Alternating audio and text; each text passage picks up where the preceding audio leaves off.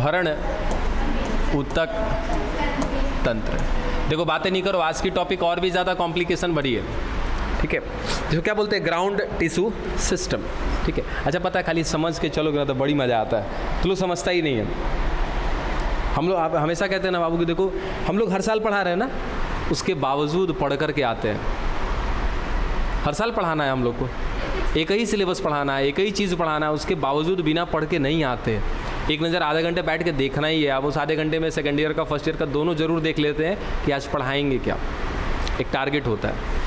लेकिन आप लोग को पढ़ना है तब वो पढ़ के नहीं आते हैं, जिसको पढ़ाना है वो पढ़ के आ रहा है? चलो, अब भरण में इतना तो समझ में आ गया था। आराम से समझिएगा कि सर एक पौधा है और इस पौधे में कहीं ना कहीं सर इसके बाहर क्या मिल रहा है, इसका बाह्य त्वचीय ऊतक तंत्र। इस पौधे के अंदर कहीं ना कहीं सर संवहन से संबंधित कार्य हो रहा है, यानी कि संवहन का काम करने के लिए कौन जिम्मेदार? दो लोग, जाइलम और फ्लोएम। तो अगर हम क्या करेंगे सर, इस पौधे के बाहरी संरचना को, बाहरी तंत्र को, यानी कि बाह्य त्वचीय ऊतक तंत्र को छोड़ दें और किसको छोड़ दें? संवहनी ऊतक तंत्र को छोड़ दें, तो जो बचा हुआ शेष भाग है वो शेष भाग कौन है? भरण ऊतक तंत्र है, ठीक है। अब एक चीज़ और याद रखना कि सर ये भरण ऊतक तंत्र जो है पैरेन्काइमा, कॉलेन्काइमा, स्क्लेरेन्काइमा किसी का भी बना हो सकता है, इन तीनों में से, ठीक है। हो सकता है कि कहीं पे पैरेन्काइमा मिले, कहीं पे कॉलेन्काइमा मिले, कहीं पे स्क्लेरेन्काइमा मिले, ठीक है। तो बस एक चीज़ दिमाग में क्या, अच्छा ये इससे पहले हमने क्या देखा था? बाह्य त्वचीय ऊतक तंत्र। बाह्य त्वचीय ऊतक तंत्र में कौन सी कोशिका से बना हुआ था? मृदु ऊतक था, यानी कि सर पैरेन्काइमा था, ठीक है। लेकिन जैसे ही हम बात करते हैं भरण ऊतक तंत्र का, तो भरण ऊतक तंत्र में कौन आ जाते हैं? सर ये तीनों के तीनों आएंगे, पैरेन्काइमा, कॉलेन्काइमा, स्क्लेरेन्काइमा। तीसरा ऊतक तंत्र कौन सा बच जाता है? सर संवहन ऊतक तंत्र। तो संवहन ऊतक तंत्र में कौन है? जाइलम और फ्लोएम। और दोनों के दोनों कौन है? सर एक प्रकार के जटिल अस्थायी ऊतक हैं। एक एक पॉइंट तो सबके बारे में क्लियर हो गया ना कि कौन पे कहाँ से, मतलब कि कहाँ पर कौन सी कोशिकाएं मिल रही होंगी, ठीक है। अब तनिक भरण ऊतक तंत्र को समझिएगा। बाह्य त्वचीय ऊतक तंत्र समझ लिया ना, अब चलो भरण ऊतक तंत्र को जरा समझना कि सर ये एक पौधा है का हमने क्या बोलते हैं उसको अनुप्रस्थ काट लिया हुआ है। इस अनुप्रस्थ काट में सबसे बाहर बाहर कौन मिल जाएगा? बाह्य त्वचा होगा। चलो भाई बाह्य त्वचा होगा। इस बाह्य त्वचा से कहीं ना कहीं क्या निकले होंगे? रोम निकले होंगे, रोम निकले होंगे। अब डिपेंड करता है कि वो बाह्य त्वचा आपने कहाँ का लिया हुआ है, तना का लिया है कि जड़ का लिया हुआ है, वो आपके हिसाब से आप देख लेना।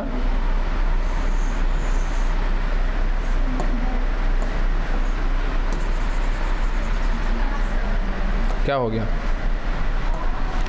चलो अब बताओ कि यहाँ कहाँ का है? हाँ हाँ, तो एक कोशिकीय बनाया तो कहाँ का होगा? मूल का हो गया, बस वही चीज़। तो अपने हिसाब से देख लेना है कि एकल कोशिकीय कि कैसा है, ठीक है। सर ये बाह्य त्वचा हो गया। बाह्य त्वचा में अभी हमें कुछ नहीं करना है, अभी समझना आगे की कहानी। अब बाह्य त्वचा के अंदर चल रहे हैं, यानी कि कहने का मतलब कि अगर सर ये हमारा जड़ है, तो जड़ में सबसे पहले अगर हम अंदर की तरफ ऐसे जाएंगे, इधर से आप अंदर की तरफ जा रहे हो, तो सबसे पहले क्या मिलेगा?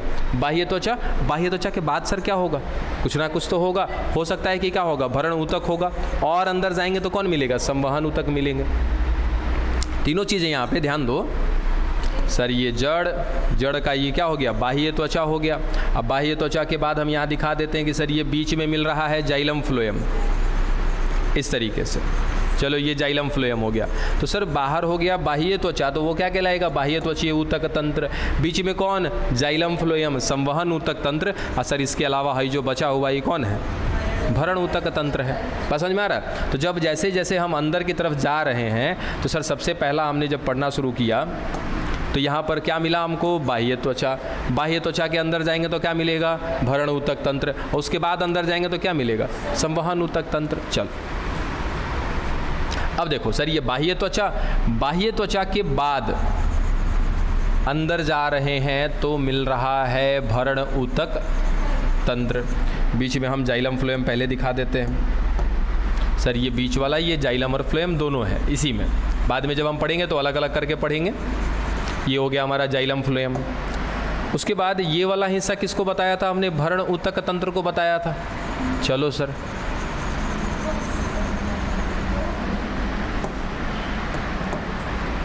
और मिल रहा है भरण ऊतक तंत्र।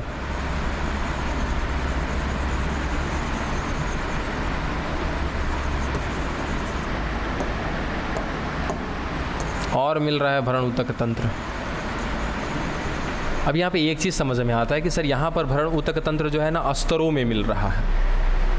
भरण ऊतक तंत्र क्या मिल रहा है? अस्तर में मिल रहा है, जिसमें सर ये कौन है हमारा? बाह्य त्वचा है, ये हो गया बाह्य त्वचा। अब ये तीनों का तीनों एरिया किसका है? भरण ऊतक तंत्र का। इसको भी लिख के ख़त्म करते हैं सर। ये हमारा कौन सा है? संवहन ऊतक तंत्र है।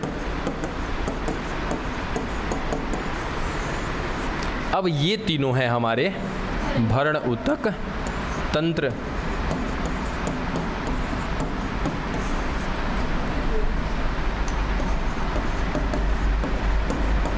अब यहाँ पर थोड़ा सा ध्यान देना कि भरण ऊतक तंत्र में जो तीनों स्तरें मिल रही हैं, इन तीनों स्तरों को सीक्वेंस में आपको याद करना पड़ेगा।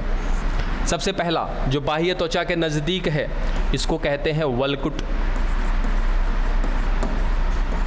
ठीक है, वलकुट क्या हो गया? इंग्लिश नाम लिख दें, बाद में लिख देंगे इंग्लिश नाम, अभी छोड़ देते हैं। कॉर्टेक्स, तिलकुट नहीं है जी बुड़बक, वलकुट है। हाँ, जैसे याद करना है वैसे याद करो। ठीक है, वलकुट। और उसके बाद परिरंभ,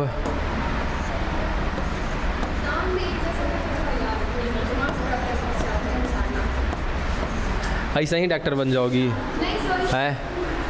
ऐसा ही डॉक्टर बनोगी? बताओ, या डॉक्टर के पास जाते हैं, बीमारी बताते तुरंत दवाई लिख देता है। कैसे दवाई लिख देता है? दवाइया कहते हैं नमवा पढ़ लेना तो बुद्धि फ्रेश हो जाएगा। तब वो आखिर कैसे सोचता है भाई उतना? किसी ने दवाई कैसे उठा के दे देगा बाबू? उस कितना दिमाग, सोचो कितना उसके पास दिमाग है कि वो एक एक दवाई का नाम याद रखा है, एक एक दवाई का कॉम्बिनेशन याद रखा है।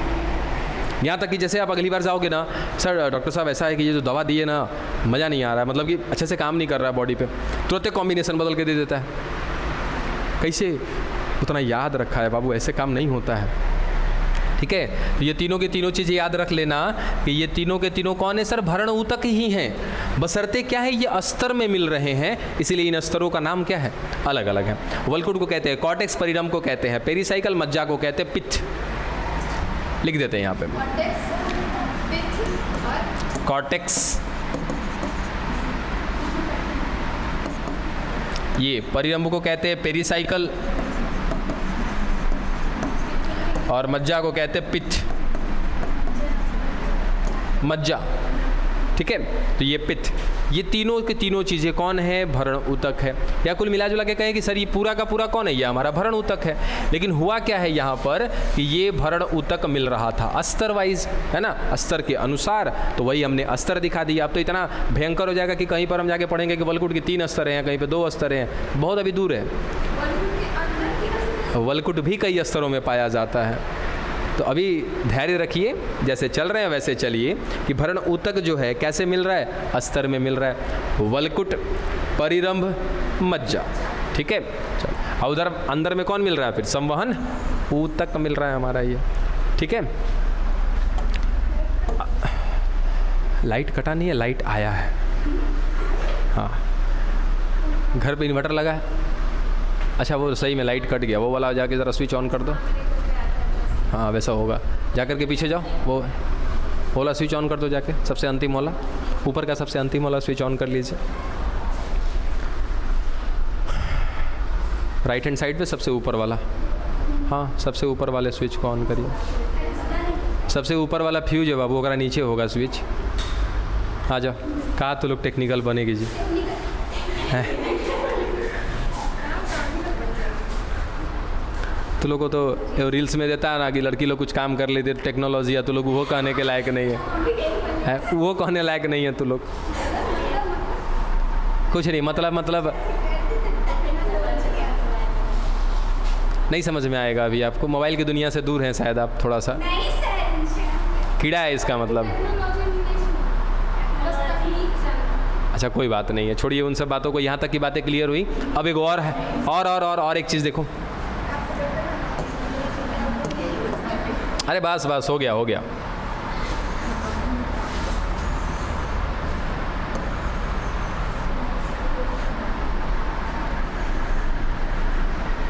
चलिए ई का हो गया जी, पत्ती है, पत्ती में ई का है मध्य सिरा। मध्य सिरा में क्या होता है? हाँ, मध्य सिरा में क्या चीज़ होता है ये पूछ रहे हैं, सवाल बढ़िया है।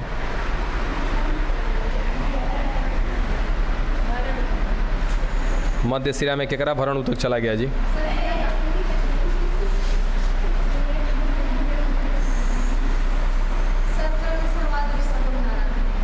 देखिए समझिएगा, ये पत्ती हो गई, सर पत्ती का ये क्या, तो बाह्य त्वचा, ये हो गया बाह्य त्वचा। अगर तुलो का पिछला चैप्टर में ध्यान होगा ना अकारकी में, तो वहाँ पे याद रखना बताया था कि मध्य सिरा आगे जाके विभाजित होता है किसमें? सिरा में। उनसे आगे चल के और विभाजन होता है तो सिरिकाएँ बनती हैं। ठीक है सर, ये हो गया सिरा इसका, इससे निकल गई क्या सिरिकाएँ। होता क्या है, तो इसमें पाया जाता है बबुआ जाइलम और फ्लोएम। तोड़ देंगे मार के, बढ़िया से देखना ना तो बताया हुआ है। अच्छा ठीक है, नहीं बताया, आज बता दिए ना, अगली बार याद रखना।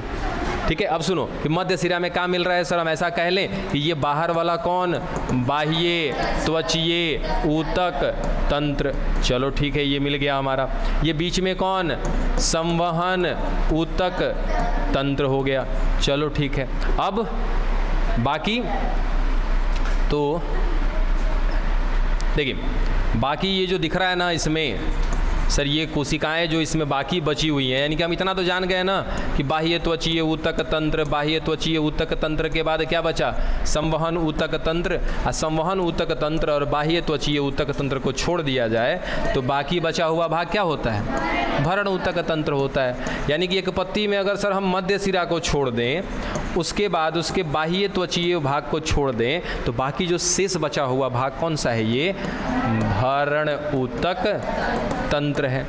अच्छा, अभी हमने एक चीज़ नोटिस किया था कि यहाँ भरण ऊतक तंत्र जो है, देखो तो क्या है, अस्तर में मिल रहा है ना सर, अस्तर मिल रहा था, वलकुट है, परिरंभ है, मज्जा है। लेकिन याद रखना बच्चा, पत्ती में भरण ऊतक तंत्र अस्तर में नहीं पाया जाता है। यहाँ पर सीधा सीधा कहा जाता है कि ये सारा का सारा कौन है, भरण ऊतक तंत्र। अब सर इस पत्ती में मिलने वाला जो भरण ऊतक तंत्र है, इस भरण ऊतक तंत्र के अंतर्गत आने वाली जो कोशिकाएं हैं उनको कहा जाता है पर्ण मध्योतक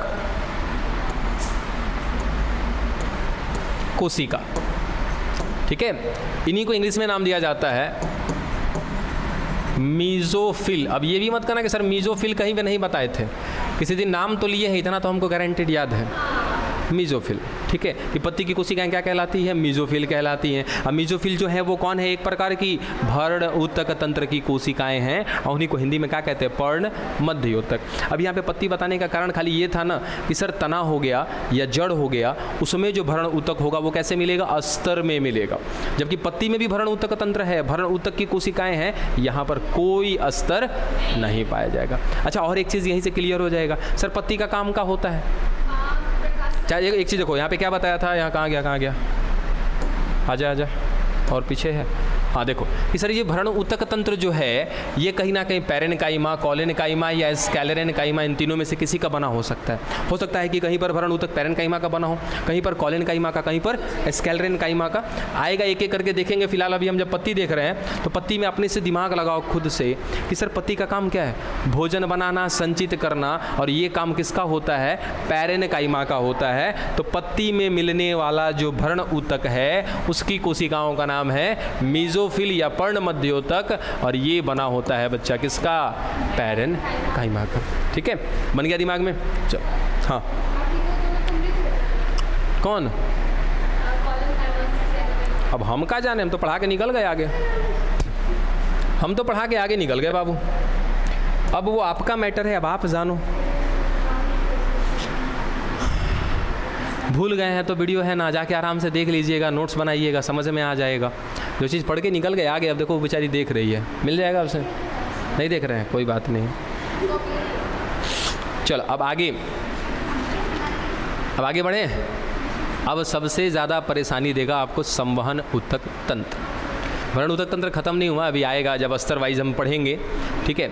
अब स्तर वाइज कहाँ पे पढ़ेंगे तो देखिएगा जब बुक में ना तो द्विबीजपत्री तना, एक बीजपत्री तना, द्विबीजपत्री मूल, एक बीजपत्री मूल ऐसे करके दिया होगा, तो वहाँ पर सबको एक एक करके देखेंगे, ठीक है।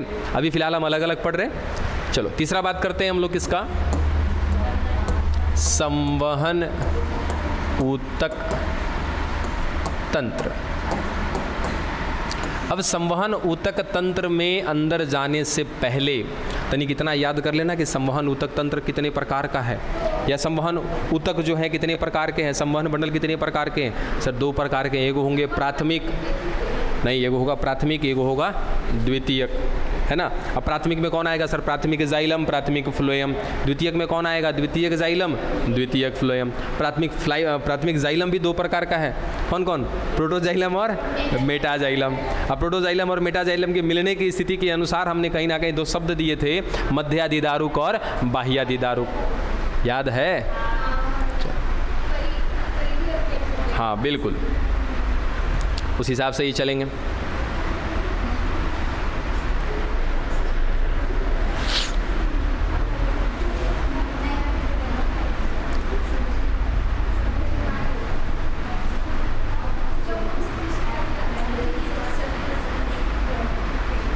अच्छा, मुझे ये बाह्यादिदारुक और मध्यादिदारुक समझाना पड़ेगा दोबारा से, या समझे हुए हो? बढ़िया से आराम से दिमाग खर्चा कर लो अपना, समझे हुए हैं तो फिर आगे बढ़ जाएंगे। बाह्यादिदारुक और मध्यादिदारुक। बाह्यादिदारुक कहाँ पर मिलेगा, जड़ में। मध्यादिदारुक कहाँ पर मिलेगा, तना में, ठीक है। चलो अब आगे ये जो संवहन ऊतक तंत्र देख रहे हैं ना, अब आगे सुनो कि सर संवहन ऊतक तंत्र की व्यवस्था देखेंगे अभी हम। अब व्यवस्था कैसी व्यवस्था, सर कैसे कैसे मिल रहे हैं उसकी व्यवस्था देखेंगे, ठीक है। अब खुद से अंदाजा, या फिर हम यहीं पे लिख देते हैं कि आपका जो संवहन ऊतक तंत्र है इसकी व्यवस्था देखें तो ये 2 प्रकार से मिलता है। एक को कहते हैं और ये संवहन बंडल, ठीक है, रेडियल वैस्कुलर बंडल। अब ये बंडल वर्ड कहाँ से आ गया जी? हाँ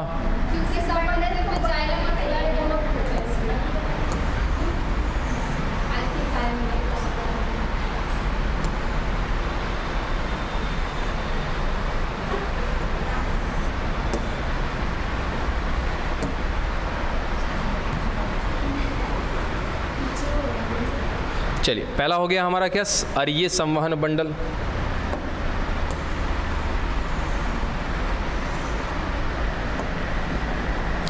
दूसरा संयुक्त संवहन बंडल, इसको इंग्लिश में नाम देते हैं कॉन्जॉइंट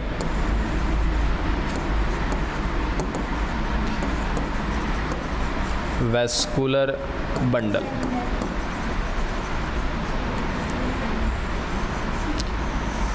है तो संवहन ऊतक ही संवहन बंडल। ये देखो बंडल का मतलब सर एक एक करके अगर हम समझे, संवहन बंडल का मतलब संवहन माने संवहन करने वाले। संवहन करने वाले कौन? 2 लोग, जाइलम और फ्लोएम। अब एक पूरे के पूरे पौधे में एक एक तो नहीं ना मिल रहे हैं, जब मिलेंगे ना तो कैसे क्या होगा सर, एक से अधिक मिलेंगे। अब जैसे अगरबत्ती, सपोज एक अगरबत्ती है, एक अगरबत्ती के अलावा सर हमने बहुत सारा अगरबत्ती कर दिया, तो क्या उसको बंडल बोलेंगे कि ये अगरबत्ती का बंडल हो गया एक तरीके से? बस वैसा ही है कि सर बहुत सारे जाइलम, बहुत सारे फ्लोएम समूह में मिल रहे हैं, इसलिए उनको क्या बोलते हैं मिलाकर के? संवहन बंड, ठीक है। अब अरिये तो अभी बीच में नहीं लेकर के आइए कि अरिये का मतलब क्या है, बौरा जाइएगा सुन करके, ठीक है। तो संवहन बंडल का मतलब समझ में आ गया। अब संवहन बंडल माने कि सर एगो पौधा है, उसमें जाइलम भी है, फ्लोएम भी है, वो गुच्छे में मिल रहा है, पूरा ग्रुप में मिल रहा है, इसलिए संवहन बंडल बोल दिया।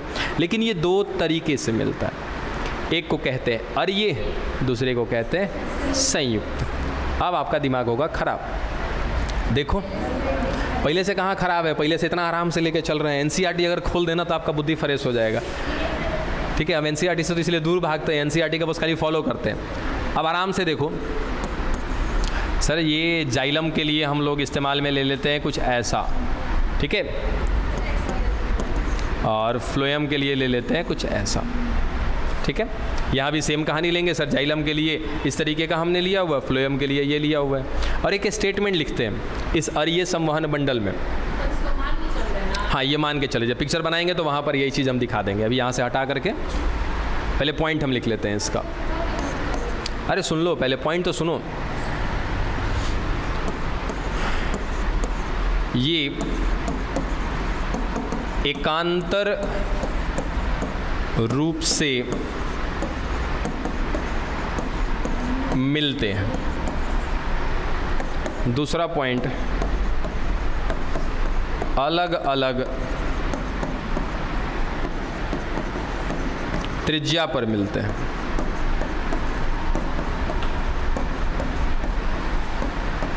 खुद से क्लियर कर लेना आराम से, देखो लास्ट में खुद क्लियर कर लोगे।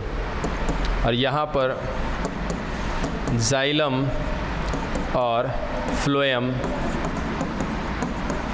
आपस में जुड़ जाते हैं।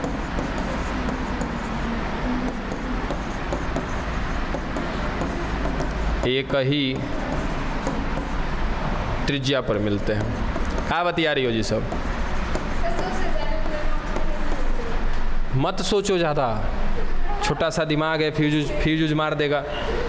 चलो ये लाइन खाली बस ना स्टेटमेंट खाली देखो यहाँ पे, खाली ये स्टेटमेंट, बाकी स्टेटमेंट आप खुद से जज कर पाओगे। यहाँ पर क्या बोला सर, ये एकांतर रूप से मिलते हैं, कुछ पल्ले नहीं पड़ रहा, छोड़ दो। अलग अलग त्रिज्या पर मिलते हैं, ये भी समझ में नहीं आ रहा, छोड़ दो। जब पिक्चर बनेगा ना दिख जाएगा। खाली स्टेटमेंट याद रखो कौन किसका स्टेटमेंट है, ठीक है। संयुक्त माने तो इतना समझ में आता है कि सर संयुक्त माने क्या होता है, जुड़ जाना, ठीक है। तो वहाँ पर क्या बता दिया कि जाइलम फ्लोएम आपस में जुड़े होंगे और उसके बाद एक ही त्रिज्या पर मिल रहे होंगे। मत याद करो लाइन को, ऑटोमेटिक याद हो जाएगा। देखो सच कह रहे, ऑटोमेटिक याद हो जाएगा आप लोगों को, देखते रहो पहले।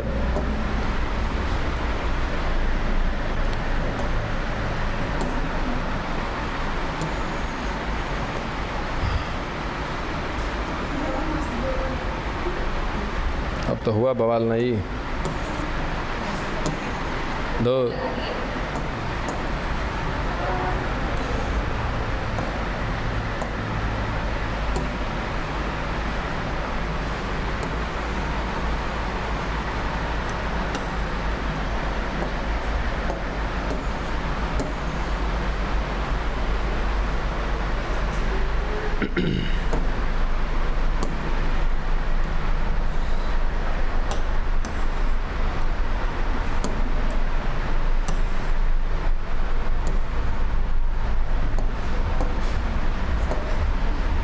कभी कभी सही में दिमाग घुमाने लगता है।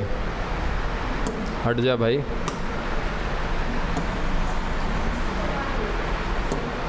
चलो और कर लें।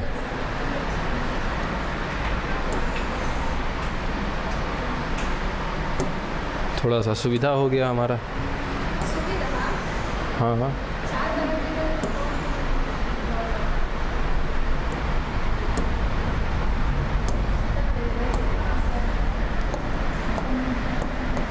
चलो, ये हो गया हमारा बाह्य त्वचा। अब खुद से सारा कुछ आप ही को करना है यहाँ पे, हम खाली बस हिंट करते जाएंगे। नहीं समझ पाए तो फिर अब आपकी मर्जी, क्योंकि टॉपिक काफ़ी ज़्यादा क्रिटिकल है।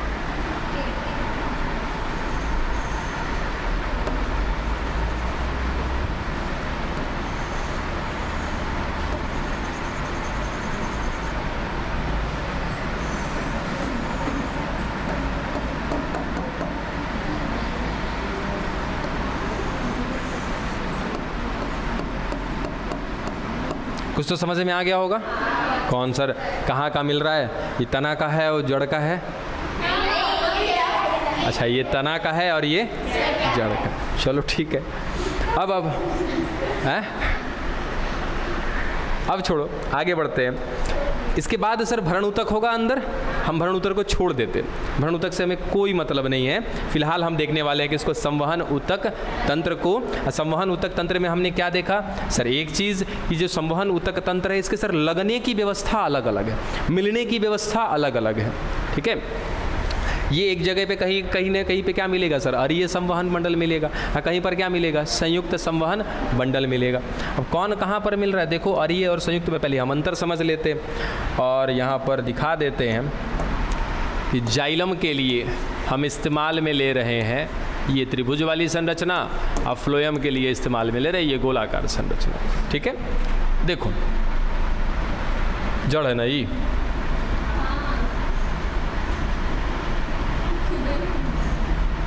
नहीं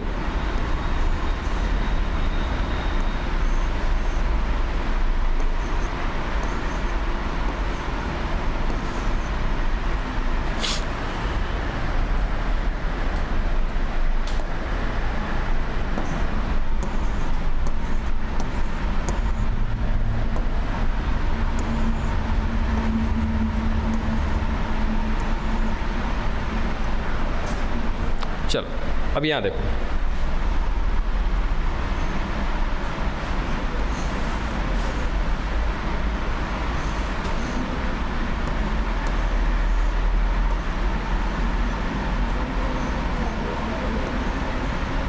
अरे बाबा उल्टा कर दिए का हो,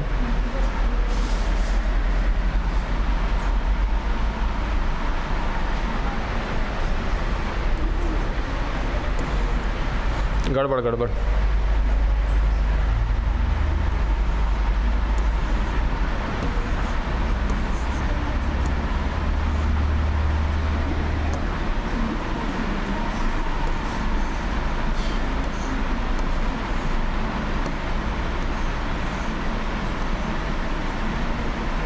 चलो अब खुद से देखो सर, जाइलम फ्लोएम समझ में आ रहा है? एक जगह पे जाइलम फ्लोएम क्या है, अलग अलग है, एक जगह पे क्या दिख रहा है, जुड़ा हुआ दिख रहा है। तो ऐसा संवहन बंडल जो आपस में जुड़ जाए, यही चीज़ था हमारे पास कि सर ऐसा संवहन बंडल जहाँ पे जाइलम और फ्लोएम आपस में जुड़ जाते हैं उनको क्या कहते हैं, संयुक्त संवहन बंडल कहते हैं। यहाँ पर क्या एकांतर, एकांतर मैंने समझते हो ऑल्टरनेट, एक के बाद एक। देखो तो क्या मिल रहा है sir, xylem phloem xylem phloem xylem phloem xylem phloem मिल रहा है ना। तो ये स्थिति क्या कहलाएगी, और ये इसको कहते हैं, और ये संवहन बंडल ये क्या कहलाता है, संयुक्त संवहन बंडल कहलाता है। सर संयुक्त में जाइलम और फ्लोएम आपस में जुड़ जाएगा, और ये में कहीं ना कहीं क्या रहेगा, अलग अलग स्थिति देखने को मिलेगी।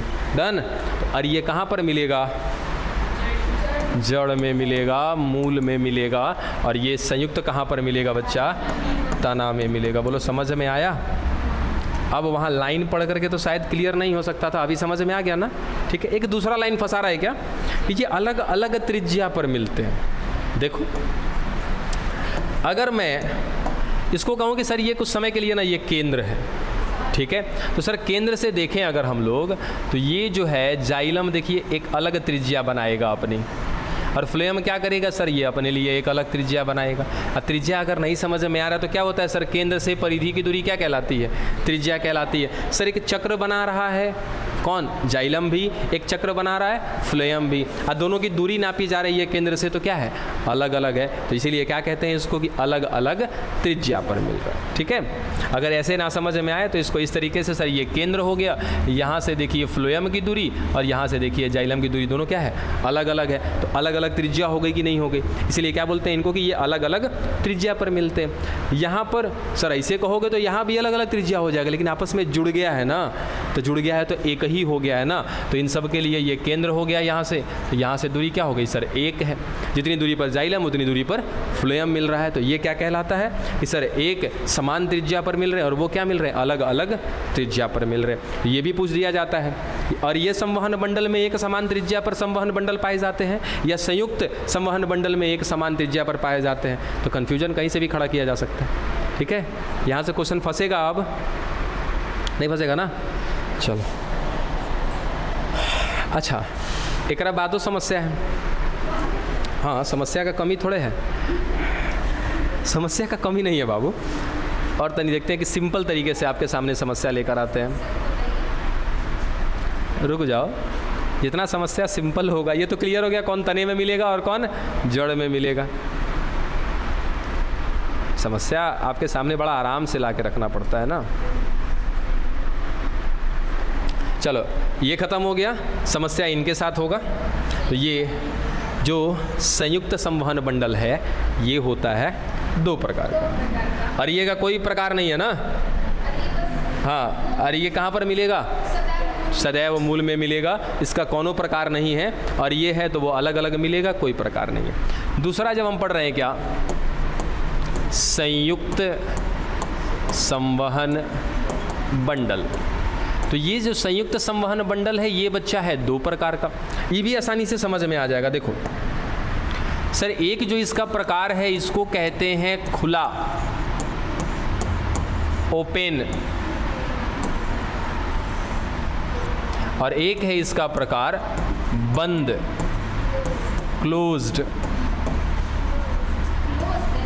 हाँ, अब सर क्या है बंद, क्या है खुला? देखो ये कौन है हमारे पिक्चर के हिसाब से? जाइलम है, ये फ्लोएम है।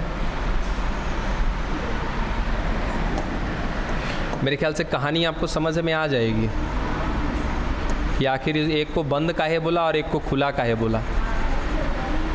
क्या समझ में आया?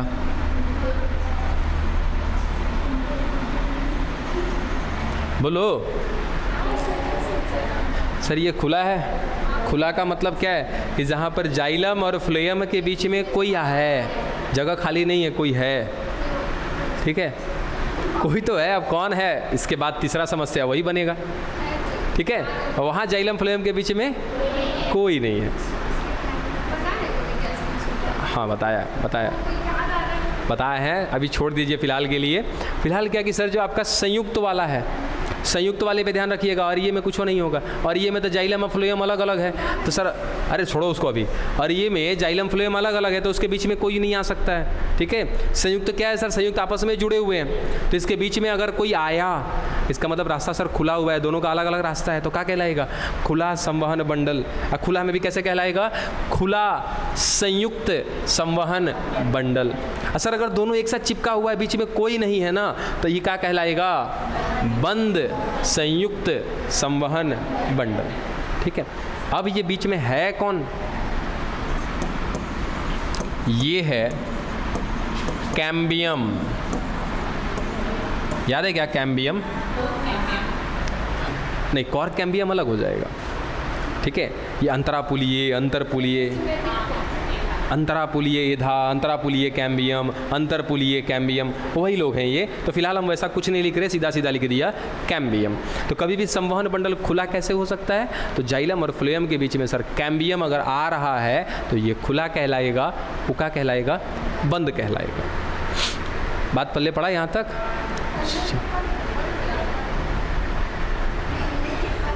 क्या बट में क्या रह गया आपका? बताइए जरा। अच्छा हाँ चलिए, पर क्या पर रह गया बताइए? कल पूछ लेंगे, आज पूछिए ना जी, आज पूछिए। कैसे? क्या बोले थे कि सब में खुला प्रकार का होता है? अभी तो खुला बंद का कोई बातें नहीं किए थे, वहाँ पे तो बताया था कि ऐसे मिल सकता है, बस यही चीज़। अरे गाड़ी चलती है रोड पे, एजेंसी वाला यही बता के देगा ना कि भैया गाड़ी बहुत बढ़िया चलेगी, ये नहीं कह के दे सर ठुकेगा तो चारों मरेगा सब। होता है ऐसा? नहीं ना, अकॉर्डिंग टू सिचुएशन काम होता है ना, अकॉर्डिंग टू सिचुएशन काम होता है। तो वैसे ही शुरुआत में जितनी ज़रूरत है उतना ही आपको बताया। अब एजेंसी वाला कह देना कि सर ठुकाइएगा तो सबे साफ हो जाइएगा, तो हो गया ना कल्याण उसका। तो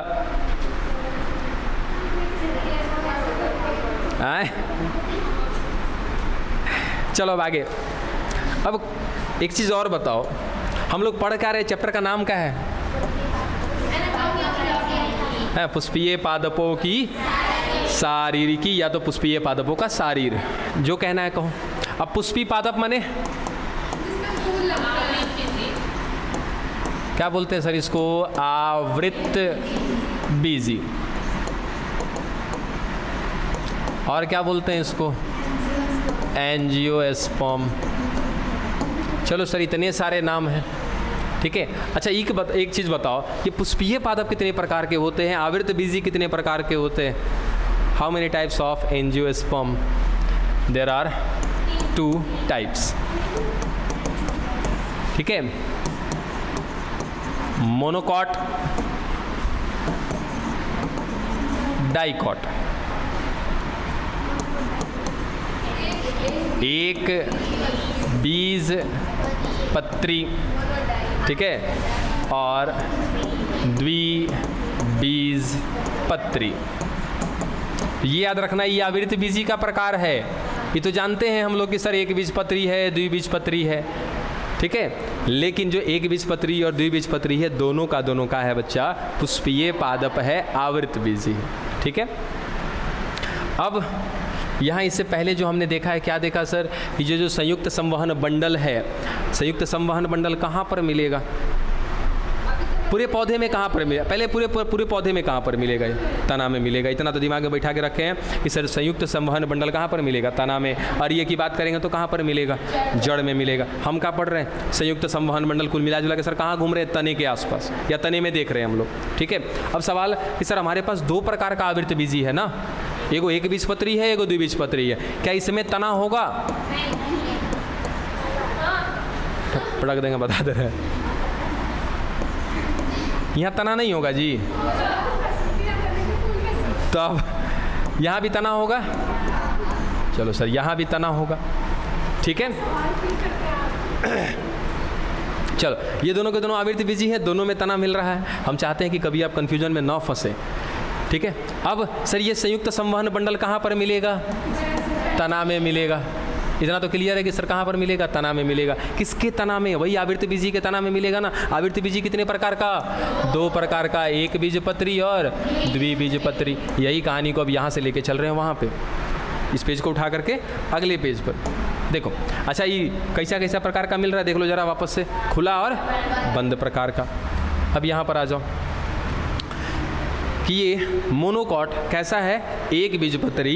इस एक बीजपत्री में कहीं ना कहीं संवहन बंडल मिलेगा का? कौन सा मिलेगा? और ये कि संयुक्त? संयुक्त मिलेगा। कोई गलती से अगर और ये कह दिए तो जड़ में चले जाएंगे। यहाँ क्या लिखे हैं? तना लिखे हैं, तो कहाँ मिलेगा सर? संयुक्त वाला मिलेगा। अब सवाल आता है कि सर संयुक्त भी तो दो प्रकार का होता है, एगो बंद होता है, एगो खुला होता है, कौन सा मिलेगा इसमें? याद रखना बच्चा, इसमें मिलेगा बंद प्रकार का, ठीक है। यहाँ पर कैसा मिलेगा? खुला प्रकार का। तो कोई इतना आराम से लेकर के आए हैं। परिभाषा आप समझो कैसे याद करना है, परिभाषा कैसे बनाना है वो आपका मैटर है। हमारा काम है किसी तरीके से कॉन्सेप्ट को समझा देना। ऑब्जेक्टिव कौन नंबर के आता है आज के डेट में? टोटल कितने नंबर हैं ऑब्जेक्टिव के? 70 में से 35 को टिक करना है। अब ए से अम्बे, बी से भवानी, सी से काली, डी से दुर्गा वाली तो सब जाएगी पीछे।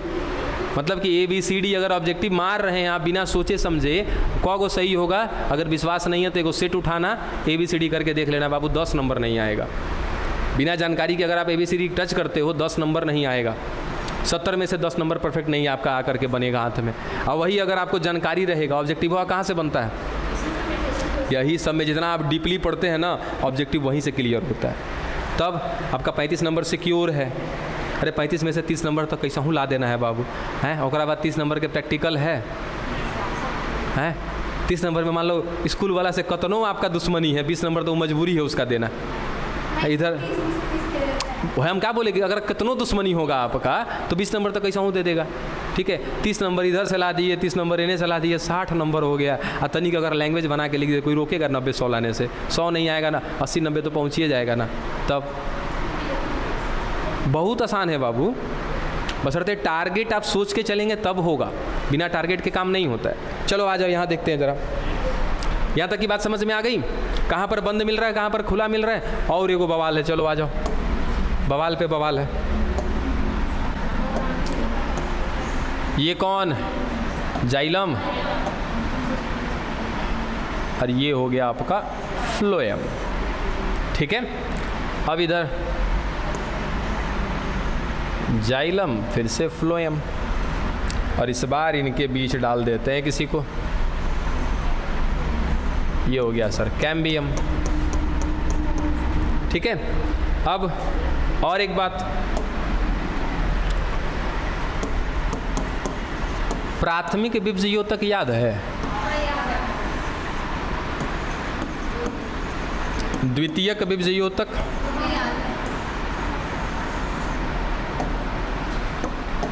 प्राथमिक बीजयोतक का तनी एग्जाम्पल बताओ था। शांत रहना, बताओ प्राथमिक बीजयोतक कौन कौन है? प्राथमिक जो उतना हमको नहीं जानना है। प्राथमिक विभज्योतक का एग्जाम्पल बताओ। बोला जी, नहीं पता एनीबडी किसी को है? अरे एक पूरे पौधे में प्राथमिक विभज्योतक कहाँ कहाँ पे मिलेगा? हाँ तो उसका एग्जाम्पल है ना, है वो है तो वो क्या है सर? सबसे पहला शीर्षस्थ विभज्योतक, इसका एग्जाम्पल है ना, है शीर्षस्थ विभज्योतक। दूसरा कौन?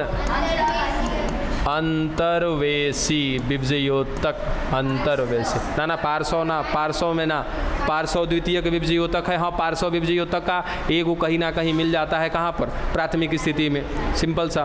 तो पार्श्व विभज्योतक की बात यहाँ पे नहीं करेंगे, पार्श्व किस में आ जाएगा? इधर आ जाएगा, ठीक है। चलो तो मुख्य रूप से कौन? शीर्षस्थ और अंतर्वेशी, ठीक है। इस द्वितीयक विभज्योतक की बात करेंगे तो यहाँ पर केवल लिखते हैं हम किसको? कैम्बियम को। इसी कैम्बियम में दोनों आ जाएंगे सर। इसी का एगो प्रकार पहले बन जाता है, कौन? अंतरा की अंतर, अंतरा वाला पहले अंतरा पहले बनता है बाबू। बीच में क्लास छोड़े हैं ना? नहीं छोड़े हैं? अच्छा कोई बात नहीं है, जाने दो, आएंगे तब भी ठीक है, ना आएंगे तब भी ठीक है।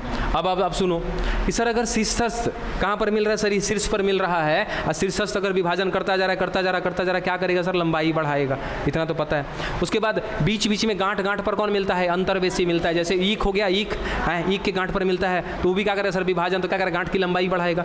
कुल मिला जुला करके सर ये जो प्राथमिक विभज्योतक है ना, ये क्या करता है? लंबाई बढ़ाता है। ये स्टेटमेंट पहले ही समझा चुके हैं कि लंबाई बढ़ना क्या कहलाता है? प्राथमिक वृद्धि कहलाता है। लंबाई बढ़ना प्राथमिक वृद्धि कहलाता है, और लंबाई बढ़ाने के लिए जो जिम्मेदार होता है वो कौन होता है? प्राथमिक विभज्योतक होता है। उसके बाद सर अगर पौधे की चौड़ाई बढ़ रही है ना, तो पौधे का चौड़ाई बढ़ना क्या कहलाता है? द्वितीयक विभज्योतक कहलाता है। और द्वितीयक, अरे बाबा द्वितीयक वृद्धि ना, सॉरी द्वितीयक वृद्धि कहलाता है। ये द्वितीयक वृद्धि कराने के लिए कौन जिम्मेदार होता है? द्वितीयक विभज्योतक जिम्मेदार होता है। चलो यहाँ तक की बात। हाँ चौड़ाई बढ़ना माने द्वितीयक वृद्धि होना, और चौड़ाई बढ़ाने के लिए कौन जिम्मेदार सर? कैम्बियम। कैम्बियम कौन है? एक प्रकार का द्वितीयक विभज्योतक है। अब आओ समझना क्या था हमको, बस ये तो रिवीजन करा दिया आपका, ठीक है। ये वाला कौन है? बंद है कि खुला है? बंद है। क्या कहेंगे सर इसका पूरा नाम? बंद संयुक्त संवहन बंडल। वो क्या कहलाएगा? खुला संयुक्त संवहन बंडल। कौन किस में मिल रहा था? कौन एक बीजपत्री में था, कौन द्विबीजपत्री में? अच्छा चलो ये एक बीजपत्री में। अच्छा और ही याद करना हो ना तो दिमाग में रख लेना सर, एक है दोनों एक में जुड़ा हुआ है तो कहाँ मिलेगा? एक बीजपत्री में मिलेगा, ठीक है। और यहाँ पे दोनों अलग अलग है तो द्विबीजपत्री में मिलेगा। जैसे आपको याद करना है याद कर लेना। सर ये मिल रहा है एक बीजपत्री में, ये मिल रहा है द्विबीजपत्री में। अब यहीं से देखो एक और पॉइंट और बढ़िया से क्लियर हो जाएगा। क्या अभी हमने देखा है क्या चीज़ कि सर द्वितीयक विभज्योतक के रूप में कौन? कैम्बियम। सर ये कैम्बियम क्या करेगा? चौड़ाई बढ़ाएगा। चौड़ाई बढ़ना क्या कहलाता है? द्वितीयक वृद्धि। वैसे ही ऊपर जाएं अगर सर प्राथमिक विभज्योतक में कौन? शीर्षस्थ अंतर्वेशी। क्या करेंगे? लंबाई बढ़ाएंगे। लंबाई बढ़ना क्या कहलाता है? प्राथमिक वृद्धि। अब खुद से बताओ कि ये कौन है बच्चा आपका? बंद वाला है, बंद संयुक्त संवहन बंडल। ये क्या हो जाएगा? खुला संयुक्त संवहन बंडल। अब तनिक अपने से बताओ कि सर एक बीजपत्री में द्वितीयक वृद्धि होगा या नहीं होगा? एक बीजपत्री में द्वितीयक वृद्धि होगा या नहीं होगा? कैसे होगा? के कराएगा? तुम कराओगी जाके द्वितीयक वृद्धि? आए कई दिन देखो तो आई कहाँ गया जी? आगे है ना। आई देखो तो द्वितीयक वृद्धि माने क्या होता है? चौड़ाई बढ़ाना। और चौड़ाई बढ़ाएगा कौन? कैम्बियम। अब तनी बताओ तो बाबू यहाँ पे कैम्बियम है? यहाँ कैम्बियम दिखाए हैं का बीच में? तब तो याद रखना कि सर एक बीजपत्री है, एक बीजपत्री बोले हैं कि द्विबीजपत्री? हमको ना कंफ्यूज करिए, है ना। एक बीजपत्री की बात किए कि सर एक बीजपत्री में संवहन बंडल कैसा है? नहीं बढ़ेगा, नहीं बढ़ेगा बाबू। एक बीजपत्री के पौधा देखना, बड़ी लंबा होता है पेड़, एक बीजपत्री है, मोटा नहीं होता है, बड़ी लंबा होता है। आम का पेड़ कहाँ है सर, द्विबीजपत्री है, देखो मोटा होता है। बात समझ में आया ये चीज़? तो क्या इतना तो क्लियर हमने पहले एक एक पॉइंट क्लियर किया है कि सर ये एक बीजपत्री में क्या मिलेगा, ज़्यादा एक्टिंग नहीं, एक बीजपत्री में क्या मिलेगा सर, बंद प्रकार का संवहन बंडल मिल रहा है। बंद है इसका मतलब सर बीच में कैम्बियम नहीं है। कैम्बियम होगा तो क्या करेगा सर, चौड़ाई बढ़वाएगा, और चौड़ाई बढ़ेगा तो क्या कहलाएगा, द्वितीयक वृद्धि। यहाँ पर सर कोई है ही नहीं है द्वितीयक वृद्धि कराने वाला, तो सिंपल सा याद रखना कि सर एक बीजपत्री में केवल क्या होता है, प्राथमिक वृद्धि होता है, यहाँ पर द्वितीयक वृद्धि नहीं होता है बाबू। ठीक है, यहाँ पर सर प्राथमिक वृद्धि भी होगा और द्वितीयक वृद्धि भी होगा, तो यहाँ पर द्वितीयक वृद्धि होगा। समझे? बड़ी कठिन है, अगर समझ में आ गया ना, मेरा पढ़ाना सफल है। अगर आज का समझाया हुआ जो भी चीज़ है अगर समझ में आ गया तब तो ठीक है।